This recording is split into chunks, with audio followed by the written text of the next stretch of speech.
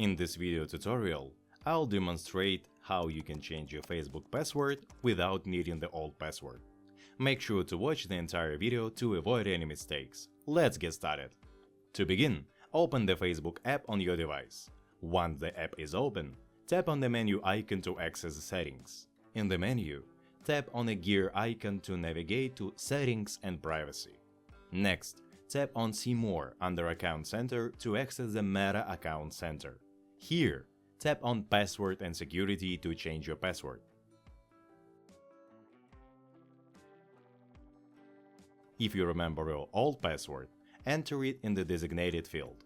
Then enter your new password in the following two fields to update it.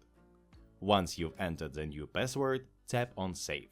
However, if you've forgotten your old password, tap on Forgot your password to explore other options. You can choose to receive a verification code via WhatsApp, email, Facebook notification, or SMS to reset your password. Select your preferred method and continue. Enter the 6-digit code sent to you and proceed to set a new password. Enter the new password and confirm it.